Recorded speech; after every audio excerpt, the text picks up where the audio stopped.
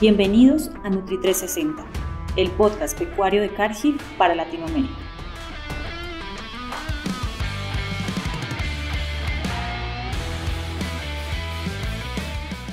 Bienvenidos a un nuevo episodio de Nutri360, el podcast pecuario de Cargill para Latinoamérica. Mi nombre es Camila y estoy hoy con el doctor Diego Ledesma, nuestro consultor de sanidad porcina, y Oscar Naizaque, nuestro nutricionista de porcicultura. Vamos a hablar de un tema muy importante para nuestra región, que es el manejo del estrés calórico en la porcicultura. Bienvenidos Diego y Oscar, es un gusto tenerlos con nosotros el día de hoy. Quisiera preguntarles cómo funciona el sistema termorregulador de los cerdos. Hemos escuchado, por ejemplo, frases coloquiales como estoy sudando como cerdo. Quisiera que me hablaran un poquitico sobre cómo los cerdos gestionan se regulan en su temperatura y pues por qué ellos son tan altamente sensibles a las condiciones climáticas.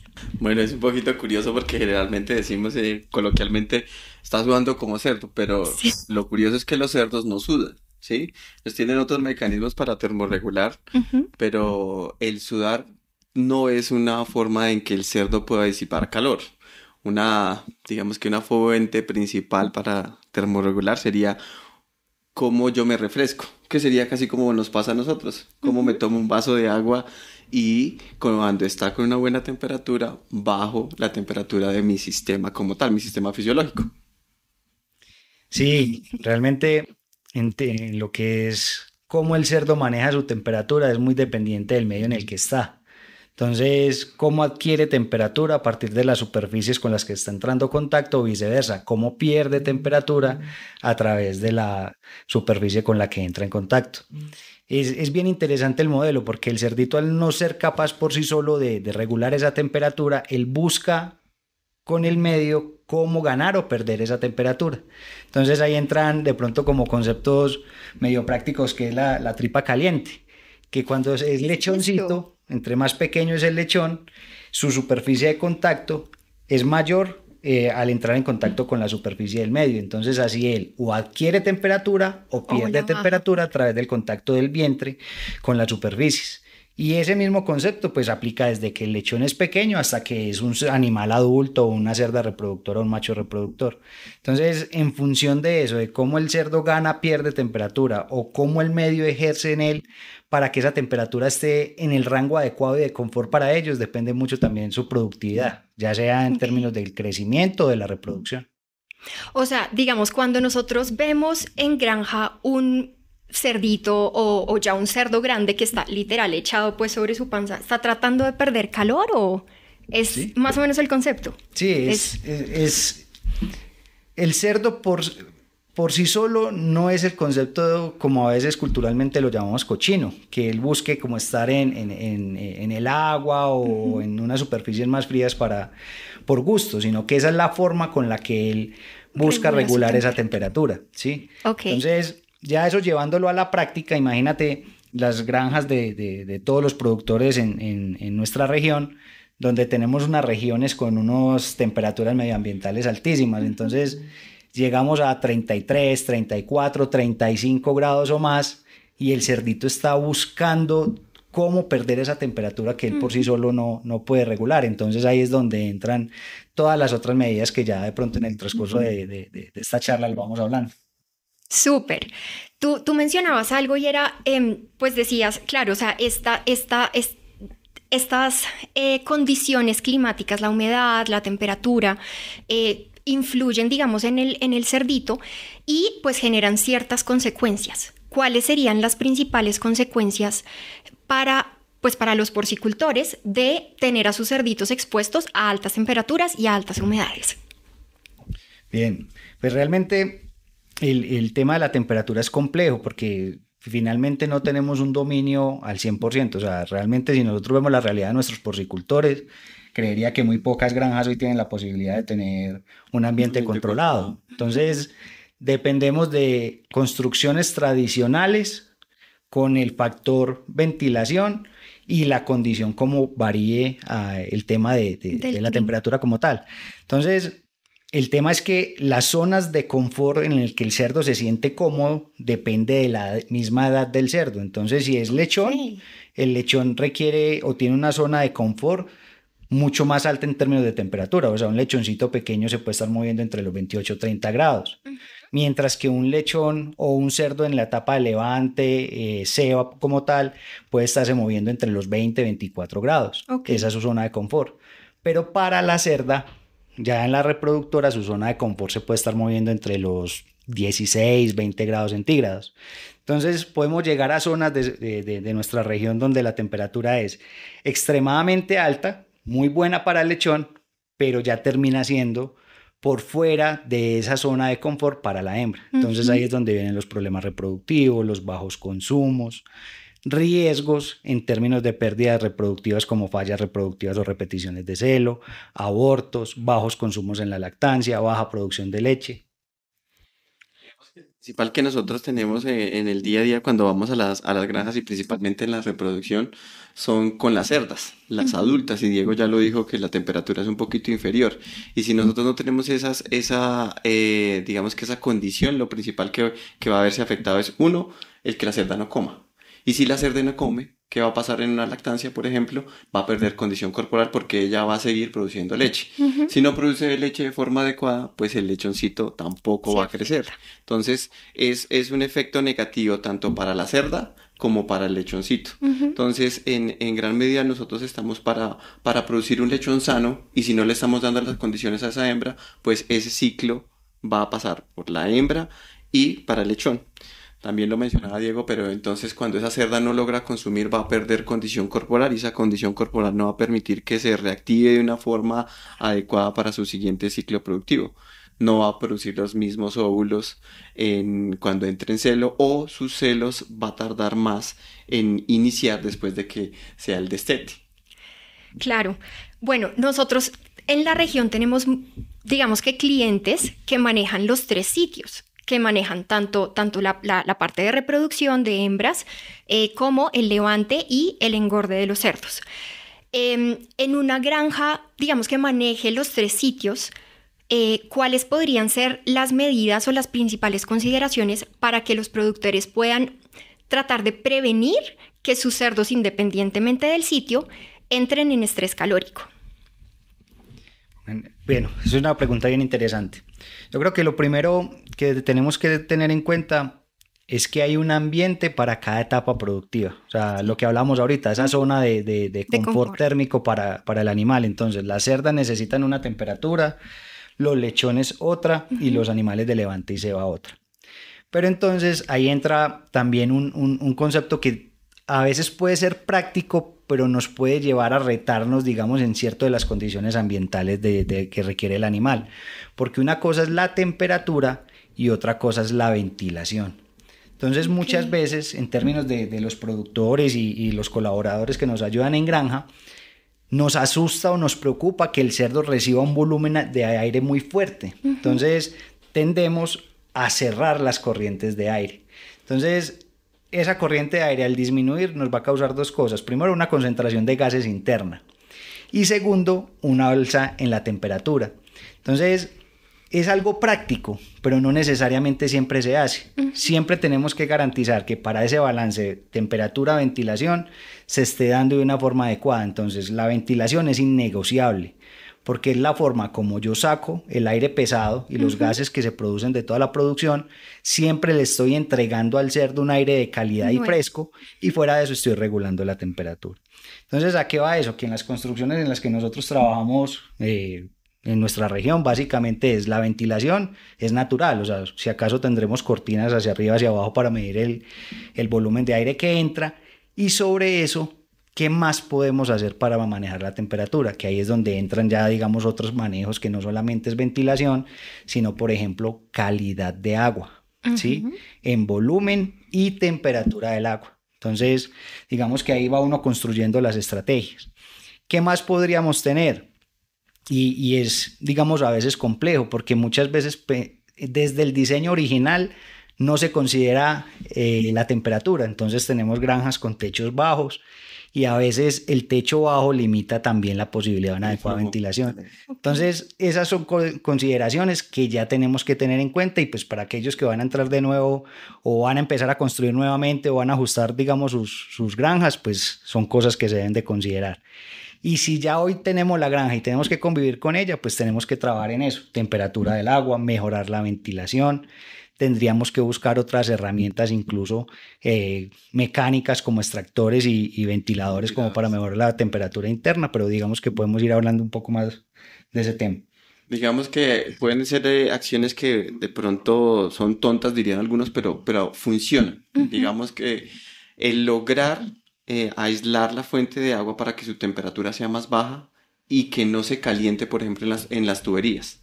¿Sí? Sí. A veces las tuberías son superficiales y le está dando el sol. Entonces muchas veces cuando le llega ya al chupete que tenemos en la paridera, por ejemplo, o en los corrales de los cerditos, está caliente. Entonces si el agua está caliente, va a disminuir ese consumo.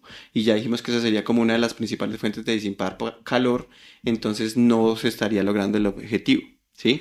Probablemente cuando hablamos de temperaturas tenemos problemas, sobre todo en una paridera, porque el lechocito está aquí al lado de la hembra y él necesita una temperatura un poquito más alta y la hembra algo más fresco. Entonces, Qué difícil. ¿cómo logramos como que tengamos ese confort para los dos, siendo prácticamente una misma área?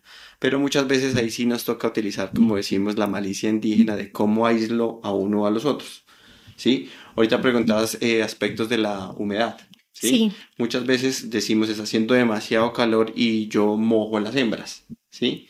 Yo podría mojar las hembras, pero si es un agua fresca y si tengo una corriente, llamémoslo, que nos permite después sacar todo ese exceso de humedad, o si no vamos a terminar como cuando estamos en un sauna. Si a nosotros nos da calor, al cerdo también le da calor, ¿cierto? Entonces es más o menos como por ese lado.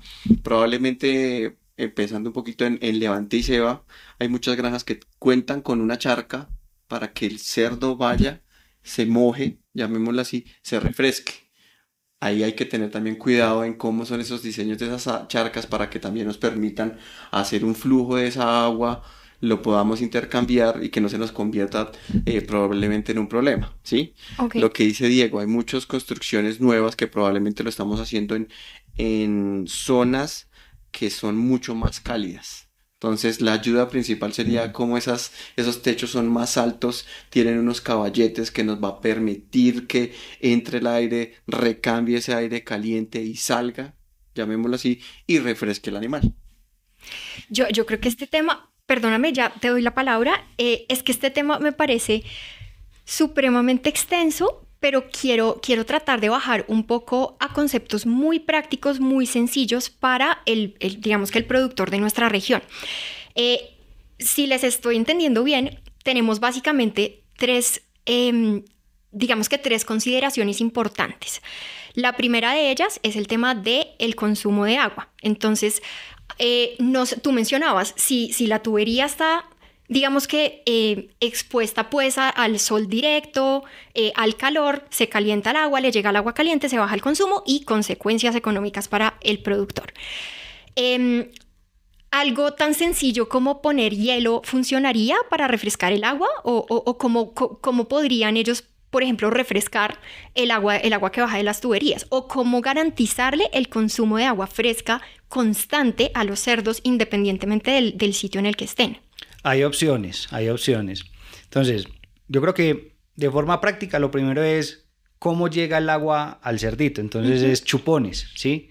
Hay una relación entre el número de chupones por animales. Si estamos hablando, si son cerdas, es un chupón por cerda, ¿sí? Que garantice un caudal de agua suficiente para el volumen de la cerda, más o menos 2.5 litros por minuto en términos de caudal. Si estamos hablando de animales ya en preseo, estamos hablando más o menos un chupón por cada 15 animales, máximo cada 20. Y si estamos hablando de animales en engorde, un chupón por cada 10 animales. Pero no es ni siquiera la cantidad de chupones, sino que hay que tener en cuenta que el chupón siempre tiene que estar a un nivel adecuado para que el cerdito tenga acceso. Entonces son consideraciones como que no es lo mismo un chupón que está fijo a la pared, que siempre va a estar a la misma altura, a un chupón que está colgante y yo puedo graduar esa altura. Okay. Entonces, si yo lo dejo fijo, tengo que tener en cuenta que si el lechón está más pequeño no me va a alcanzar a tomar adecuadamente, pero si el lechón está más grande, tampoco. Entonces ya no voy a necesitar un solo chupón, ya voy a necesitar más líneas de chupones en diferentes niveles. Entonces, pues ahí digamos que terminamos con recomendaciones prácticas. Hoy lo mejor son chupones colgantes y yo voy graduando la altura del chupón para que siempre me quede al lomo del cerdo. Entonces, primero, chupones. Segundo, relación cerdo-chupón. Ahora bien, ¿cómo yo logro manejar la temperatura? Entonces, lo que mencionaba Oscar. ¿Cómo están expuestas las tuberías? Si las tuberías están expuestas directamente a la radiación solar, básicamente se están calentando, ¿sí? Entonces hoy ya se manejan algunas condiciones, le ponen pinturas, digamos, que aíslen un poco el calor, le cambian el color de la pintura para que no absorba tanto calor y demás. Pero adicional, yo creo que hoy también los productores han ido evolucionando en ese concepto. Entonces, por ejemplo, el tema de estos tanques australianos. Personalmente, alguna vez nos llevamos una sorpresa en una zona de altísima temperatura medioambiental y abríamos la llave de estos tanques y salía fresquísima. O sea, para los cerdos, perfecto. Y hoy ya incluso algunos productores han llegado a colocar tecnologías como los chillers. O sea, representan un costo, ¿sí? ¿Qué es un chiller, perdón? Es casi que como un aire acondicionado para la tubería. Entonces el agua que va pasando va bajando su temperatura, la pone a una temperatura baja y llega fresca al chupón. ¿Eso requiere una inversión? Sí, pero realmente el cerdo devuelve la inversión. O sea, mejora el consumo, mejora la ganancia. Entonces son buenas alternativas que se pueden pensar. Digamos que del día a día, Diego insistió en los chupones, ¿cierto? Tenemos como digamos que las personas que están con los animales, nuestro colaborador, el operario, revisar que ese flujo sea correcto, porque no estamos exentos de que haya algún problema y ese chupón se tape. Entonces, si estoy hablando en el preseo, en el nursery, animales destetados, pues estos animales, dijo Diego, 1 por cada 15, 1 por cada 12 lechones. Si se daña un chupón, pues muchos animales van a quedar sin ese flujo de agua, ¿sí? Igual pasa pues en el levante y ceba. Entonces, lo que tenemos que hacer es como volver, muchas veces decimos que a lo básico. ¿Cómo reviso yo el día a día mientras estoy haciendo mis otras actividades que ese flujo de agua sea correcto? Clave. ¿Sí? Entonces es una forma como de ayudarles y de una forma sencilla. Súper, eso me parece buenísimo. Y digamos, en el día a día, ¿cuál sería la recomendación que ustedes podrían darle al productor para que esté haciendo como ese monitoreo constante de que las condiciones pues digamos, de suministro de agua de los cerdos esté correcta? O sea, digamos, ellos pasan por la granja y cada cuánto deberían hacerlo.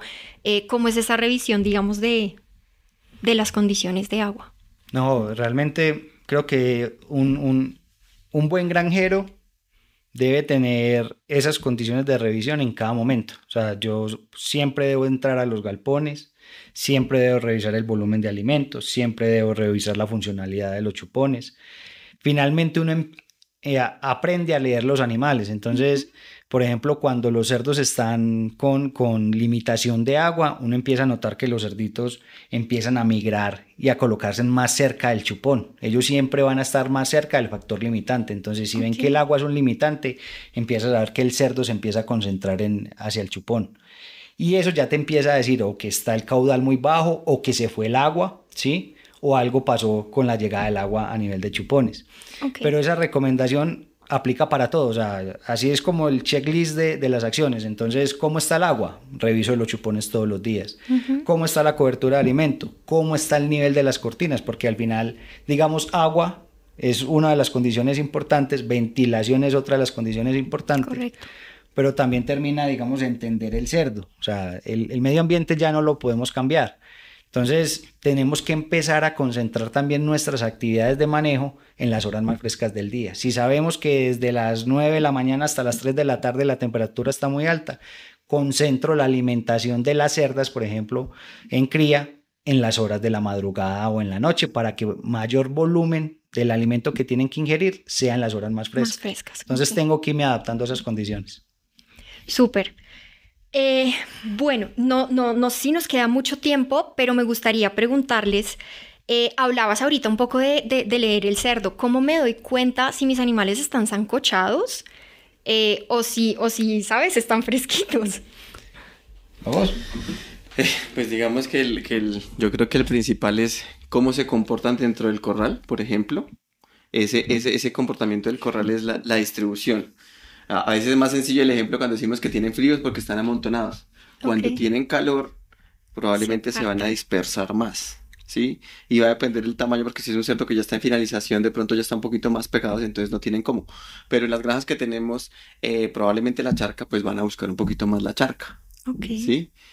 Pero digamos que en el ejemplo de las reproductoras que si están confinadas en una jaula, es probable que ellas empiecen a jadear, que ese es el mecanismo para disipar la calor, ¿sí? El calor, perdón. Entonces ella es probablemente que empiece a jadear y que esté un poquito como agitada. Entonces esos signos son los que nosotros tenemos que empezar como con mayor preocupación, llamémoslo, a revisarlo, a decir si esta cerda está jadeando, ¿por qué es? Entonces puede ser que por alguna otra acción que esté haciendo el operario, las personas que estén dentro de la granja olvidaron, como dice Diego, bajar la cortina y está un poquito más caliente el ambiente, ¿sí? O ahí es cuando nos damos cuenta que el chupón probablemente no está sacando el agua, ¿sí? Entonces, ese es un signo, llamémoslo así, que la cerda nos está diciendo, venga que estoy sofocada, ¿sí? Entonces es probable que también ponemos muy el ejemplo de la maternidad porque es donde sufrimos, o deje de comer y aparte estoy como intranquila, digo yo como me estoy colocando en el puesto de la cerdita, porque en últimas uno tiene que como sentir cómo está comportándose el animal, y hace parte en algo que muchas veces decimos que es el bienestar animal, y es entenderlos, verlos en su comportamiento dentro del área de maternidad, de gestación, y eso sería como que el principal que yo veo. No sé qué otra cosa opina Diego. No, y bien importante lo que menciona Oscar. O sea, el cerdo es un animal social que vive en comunidad y su comportamiento es de población. Entonces, la temperatura, cuando ellos están calientitos, se dispersan buscando precisamente cómo ir liberando ese calor. Cuando tienen frío, se amontonan, ¿sí? Eso cuando están en grupos. Pero en las cerdas, y más con todo el tema reproductivo y el impacto económico que genera ese estrés de calor en estas temporadas calientes, es el índice de jadeo en la cerda. O sea, qué tanto la cerda jadea y cuántas cerdas están jadeando, ¿sí? Porque eso implica un incremento de la frecuencia respiratoria, eso implica una disminución severa del consumo. Entonces, ya con eso empiezo a entender mi granja cómo está en términos de retos de temperatura. Si yo entro a mi paridera y el 100% de mis cerdas están jadeando, tengo un problema de temperatura interna, ¿sí? Entonces ya eso me permite tomar decisiones. Entonces yo creo que la conclusión del ejercicio como tal de entender el estrés por calor es empezar por entender el mismo animal que me está mostrando, ¿sí? Si él está en estrés por calor, no puedo esperar consumo. Si no hay consumo, no hay producción de leche, entonces no hay peso al destete, pero tampoco hay condición corporal que se sostenga para un próximo servicio y una buena gestación y un buen próximo parto. Entonces desde ahí se empiezan a abrir como todas las líneas de trabajo. Buenísimo, yo creo que para resumir sería estos temas de condiciones de estrés calórico, sí es una manera completamente monstruosa pues de abordarla, pero si resumimos estaríamos hablando de garantizarles agua fresca y constante a los cerdos independientemente de la etapa en la que estén, una buena ventilación, y pues sobre todo el tema de poder leer al animal, saber digamos. ¿Tienes algo más que aportar? Sí, una cosa que me parece importante como recordarles a los productores, de pronto dentro de la conversación hemos estado un poquito más hablando de la cerda, por el consumo, y que nos preocupa más y que no logramos esos pesos probablemente con las camadas en lugares donde tenemos un estrés calórico importante. Entonces digamos que en mi caso desde el lado de nutrición es importante decirle a los productores que en esas épocas de calor probablemente tenemos unas estrategias diferentes es qué aditivos yo puedo utilizar, qué aditivos, qué vitaminas yo tengo que suplementar dentro de esa dieta. Obviamente no lo haremos durante todo el año porque no todos los periodos de tiempo son críticos, porque eso requiere una inversión. Entonces decimos, todo eso se tiene que pagar. Entonces, para que se pague, pongámoslo en estos meses que son más críticos. Voy a decir cualquier cosa: marzo, abril, mayo, porque tengo mucho más sol, tengo mucho más humedad, y es donde yo veo que mis condiciones de las hembras probablemente generan más necesidad de colocar estos tipos de aditivos. Se puede hacer. ¿cierto?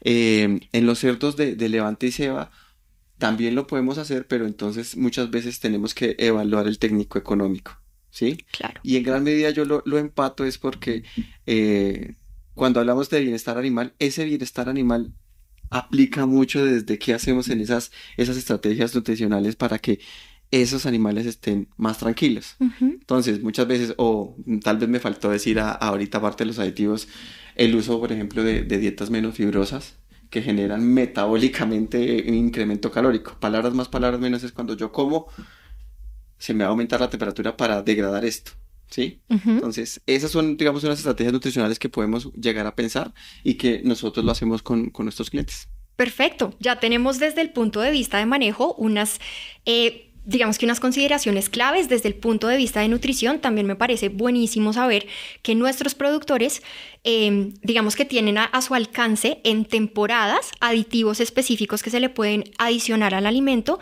para ayudar a sus animales a controlar, digamos, un poquito ese calor. Creo que pues por ahora esto sería todo. Es un tema que nos da para hablar de largo, pero pues para mí ha sido un placer estar acá con ustedes. Gracias a ambos por compartir su conocimiento con nosotros. Gracias a ustedes, nuestra audiencia, por escucharnos hasta el final. Mi nombre es Camila y los invito a suscribirse en nuestro podcast Nutri360, darle like en todas nuestras plataformas, seguirnos en nuestras redes sociales y nos veremos en un próximo episodio. Chao. Gracias por escuchar este episodio de Nutri360, el podcast pecuario de Cargill para Latinoamérica. Síguenos en nuestras plataformas para más información.